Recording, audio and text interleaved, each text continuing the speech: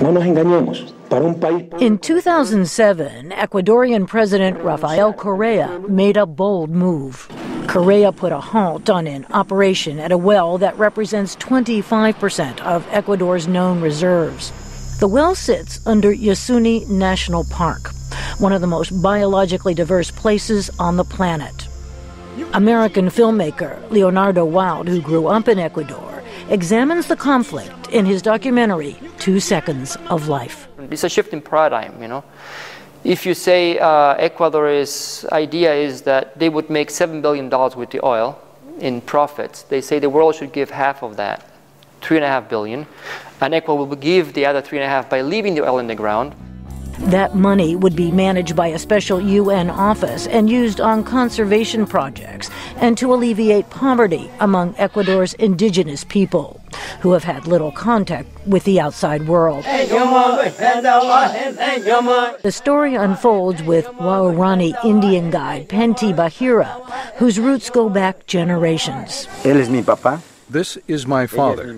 This is my mother. She is of my mother's family.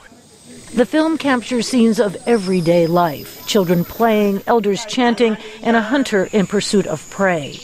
These images resonate with Janea Lawford, a Washington resident who saw the film at the Ecuadorian embassy. We've had enough of money and exploitation being the basis for what we do. We need to preserve Mother Earth, and we need to preserve the ways and the cultures of people that have been here for thousands of years. And I think that's really an important initiative. This is a revolution, and for it to work, it must be well prepared. Ecuador's plan not to exploit oil requires support from the global community. In her documentary, A Future Without Oil, French filmmaker Laetitia Moreau joined the Ecuadorian team on their journey to seek partners for the initiative. If we can have an open and honest conversation, I think I have to tell you which points really cause us problems. The movie proceeds like a boxing match, with rounds fought in Germany, Belgium, Spain, Norway, and the United States. As negotiators face a deadline to close the deal, they struggle to convince foreign governments to invest. Moreau hopes filmgoers come away ready to take a step into a more sustainable future. I want people who go to see the movie to think about all these problems in a different way, that what Ecuador is doing could be an out-of-the-mold answer in the search for energy solutions. Suburban Washington resident Tom McGlynn attended a screening at the World Bank. He supports the initiative, but sees an obvious roadblock.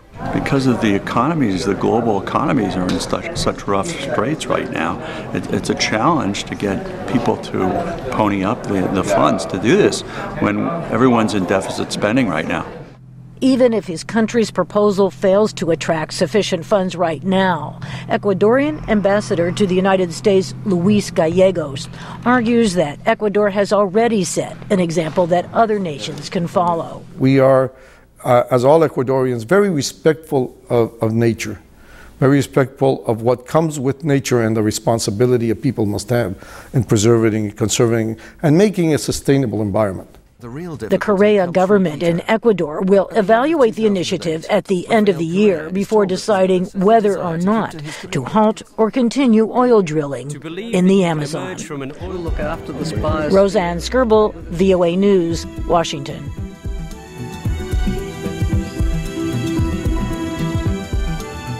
With its setbacks and